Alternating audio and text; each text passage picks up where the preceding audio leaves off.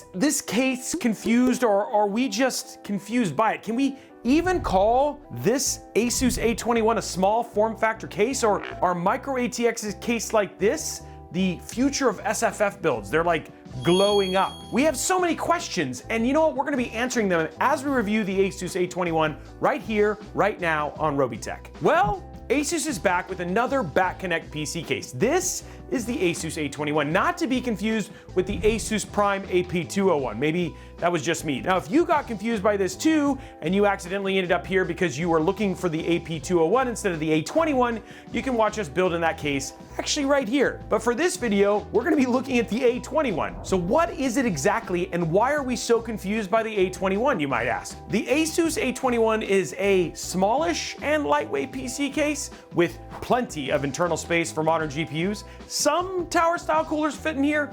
There is generous cabling, unless you're doing back connect, and a bit of an identity crisis, much like the ASUS TUF Gaming GT302. But instead of being a mid-tower case with full tower aspirations, the A21 is a micro ATX case with almost mid-tower aspirations. Is this a new thing? Because you know what, honestly, there are a number of manufacturers that are releasing these in-betweeners. Lee with their new in-betweener ATX slash supposed to be a micro ATX case. I'm not sure how I feel about it, but I'd love to know what you think, and let us know down in the comments below. Look, everyone aspires to something. I mean, I'm still trying to be a fighter pilot, but what does that mean for the A21? Well, I suppose that's up to you and what your needs are. Now, the first question that needs to be answered is, how much does the ASUS A21 cost? At the time of making this video, the A21 was available in either black or white for $69.99, which isn't too shabby when you consider cases like the Lee Dan A3 Micro ATX and Deepcool CH160, which retailed for $69.99 as well, which it'd be awesome if you can even buy a Deepcool CH160.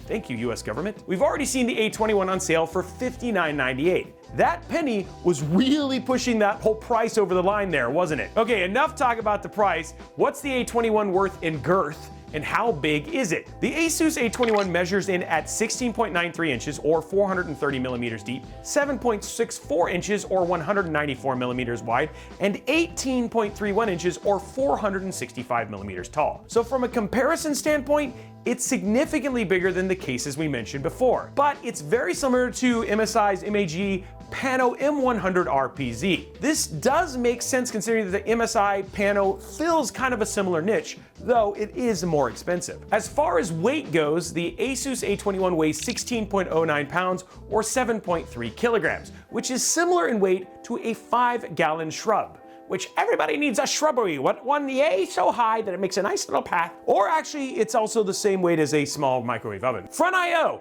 You know what? It's at the top of the case right here. The ASUS A21 has two USB 3.2 Gen 1 Type A ports, an audio jack for a mic line, one for headphones, as well as power and reset buttons. Now, if you're paying attention, there is one thing that is absolutely missing, and that is a USB-C connection on the A21's front panel. There's not one here. In today's world, that feels a little bit like a colossal miss. You don't see Lee, Deepcool, Fantex, any of those guys skimping out on USB-C, do you? I guess you have to bring your own to the party if you want to have one on the A21. It's strictly BYO USB-C. As we move inside the case, let's talk about what fits inside of this. Starting with the motherboard, the A21 supports both micro ATX and mini ITX motherboards. The A21 also has cutouts for back connect motherboards like the ASUS BTF or MSI's Project Zero motherboards. I just want to pause here for a second and talk about BTF. And just so we're clear, BTF does not stand for Beefy Taco Factory. Now, ASUS BTF, or Back to the Future, and MSI's Project Zero are newer style motherboards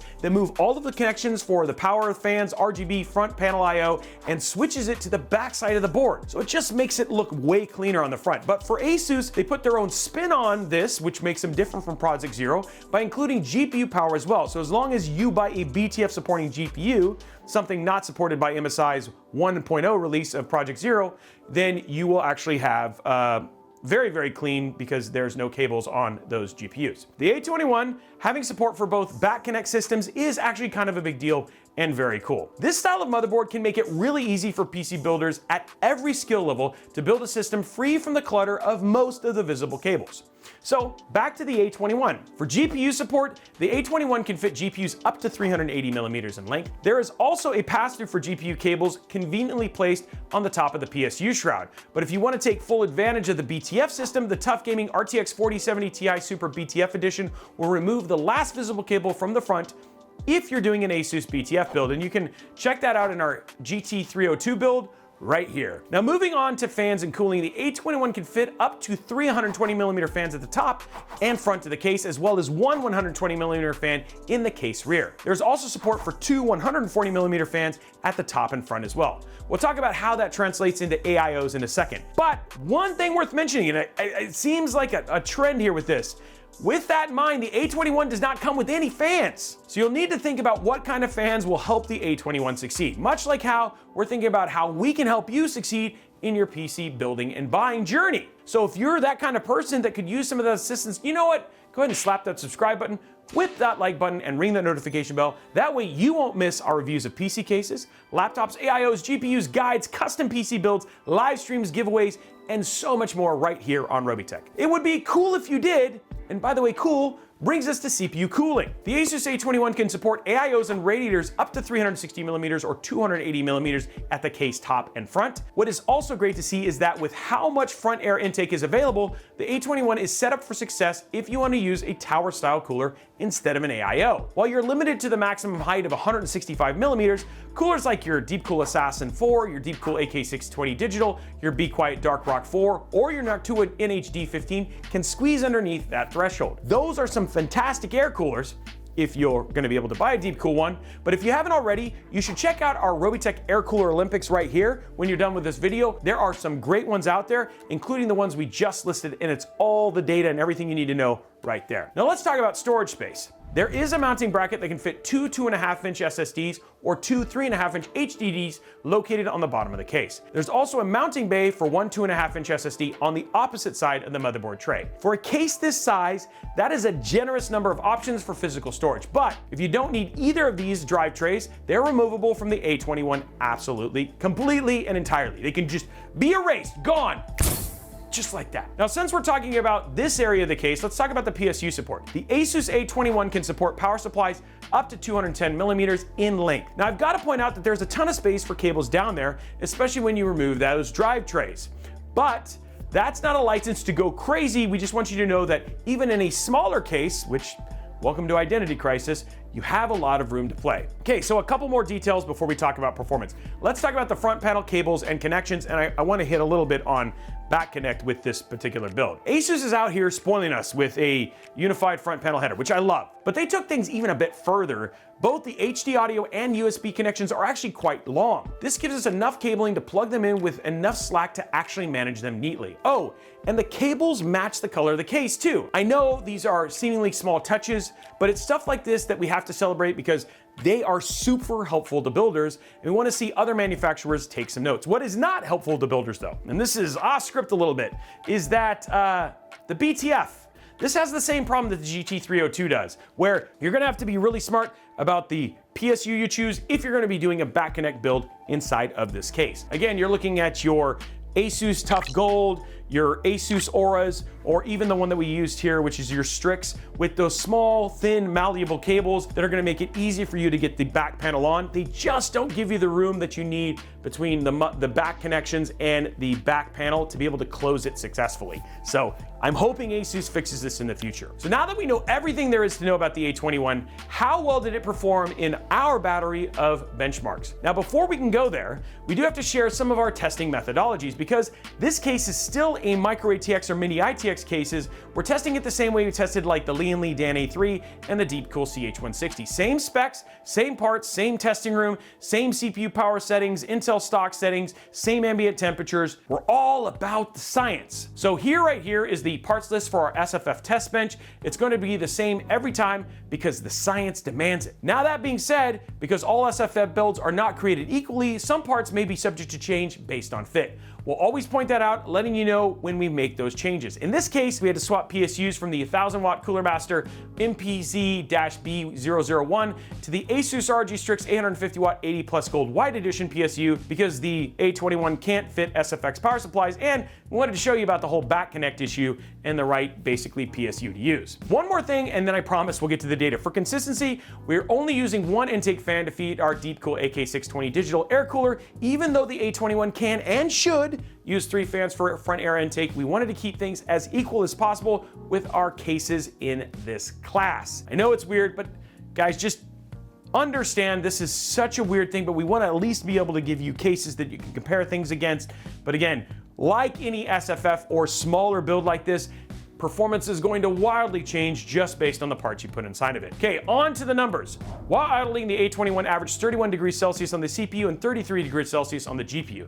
These idle temperatures are pretty much in line with both the Deepcool CH160 and the Lian Dan A3, nothing out of the ordinary here. Under full CPU load, the A21 held CPU temperatures at an average of 90 degrees Celsius. While these temperatures are slightly warmer than the Lian Dan A3, which you'll see in the charts, keep in mind the difference in cases and the Dan also does have an advantage with its mesh design. This picture would likely be very different if we were kitting them both out to the fullest of their cooling potential rather than matching them part for part. Obviously, putting more fans means that cooler is going to get way more air. As for our 1440p gaming benchmarks, the A21 averaged 56 degrees on the CPU and 62 degrees on the GPU. The A21's GPU temps were in line with that of the CH160, but the A21 was a degree cooler on the CPU side of things than both the Dan A3 and the CH160. Now, before we wrap up thermals, I want to address something. If you feel like comparisons between these cases are goofy, you're right. Small form factor cases come in a whole variety of different shapes and sizes, and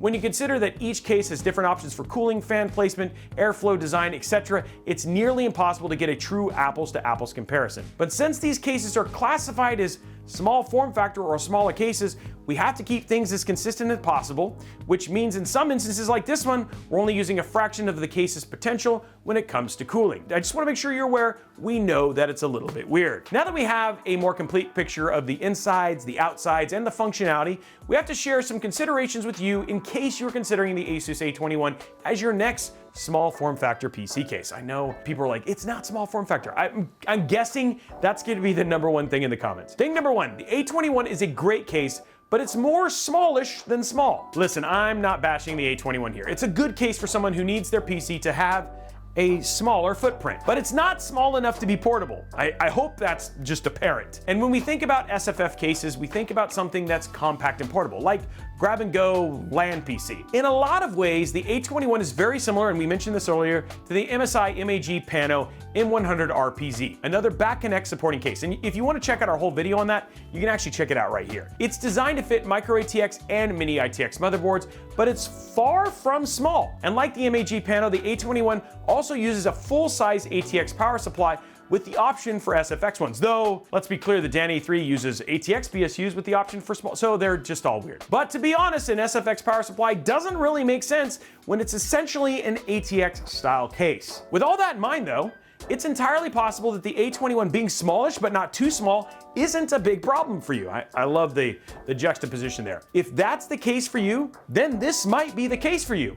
And that pun is intended. Thing #2, the A21 actually does work well-ish for both regular and BTF style builds, but you'll still want to think about cable management with both, at least a little bit, specifically when we're talking about the rear. Overall, the A21 offers a significant amount of space and considerations for cable management, especially when you look at the case's size. Not only are there incredibly well-placed tie downs, but there's also about 1 1/3 or 33 millimeters worth of depth to work with. However, because the A21 opening has support for BTF or Project Zero motherboards, there are ever so slight gaps between the cutouts and the motherboards. It's not too big, but you want to be aware of how and where you tie your cables down, especially if you don't want to see them through the front. Using the back connect safe PSUs, I know I'm going to harp on this a lot, but using back connect safe PSUs like the Tough Gold, the ASUS Aura, and even the ASUS Strix ones that have the more malleable cables is always going to be the best idea, specifically if you're going to do back connect builds and you want to actually have the back panel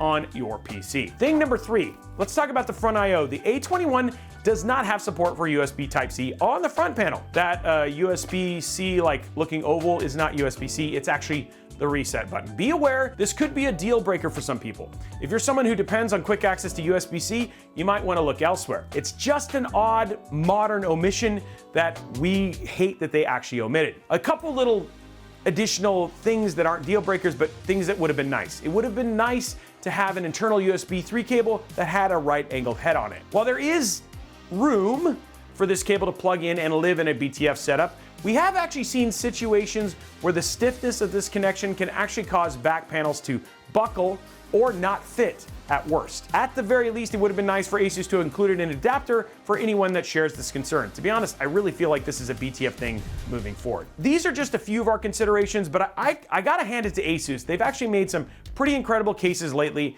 and we saw some even more amazing things at Computex that we can't wait to get our hands on. That being said, the A21 did leave us a bit confused on what ASUS was going for here. Sure, it's a small case at a lower price, but that $60 to $80 price range, there are some really competitive cases that go feature for feature and beat out the A21. For example, let's just take the Phanteks XT Pro Ultra. It supports BTF and Project Zero, has more options for drive support, plenty of room for cabling, comes with 4 140mm RGB fans that are modeled after their T30s. It has USB support in the front panel I/O, and it's actually only $10 more than the A21. Sure, it's a slightly bigger case than the A21, but if ASUS's goal was to offer a budget-conscious option, they could have sweetened the deal by meeting what their competitors are offering instead of what feels like cutting corners to save bucks. We don't think the A21 is a bad case at all. We just think there are better options if cost is a concern. Not only that, but there are far more versatile cases at that price point. And if you're going to commit to a small form factor case, the Lian Li Dan A3 is a far better fit in that regard. All of this actually comes down to you, your needs, and whether or not you are drawn to this case. If you like it and you want to build in it, awesome, do it. There's nothing that should block you from doing that. If you need a PC to be ultra portable, then you may want to consider smaller cases. If you want something that's more feature-rich, there's also another options. But if you like this case, thermals are great, it looks good, it supports a lot of options, so this is it. But we still think it has a little bit of an identity crisis. And that, my friends, is our review of the ASUS A21. We want to give a huge shout out, obviously, to ASUS for giving us a chance to take a look at this case and letting us check some of their BTF gear, whether that's GT302 or the upcoming Hyperion. But we want to know what you think about it. Do you like smaller cases like this that are the A21? I mean, like I said, there's a number of these coming out, and we'd love to know if you're for it or you're against it. Would you build a back connect PC or use a standard micro ATX or mini ITX motherboard in this case? Let us know all that down in the comments below. Now, while you're down there, make sure you slap that subscribe button, whip that like button, and ring that notification bell so that way you get a notification each and every time we post a video like this right here on Robeytech. Also, if you have questions about the build, you want to talk more about PCs, you should definitely head over to Discord server, discord.gg/Robeytech. Amazing place to ask questions about what case might be right for you, what parts, and you know what? You might just make a friend. Also, make sure you follow us on all the other social media channels at Robeytech absolutely everywhere. Thank you so much for watching. We look forward to seeing you on the next one.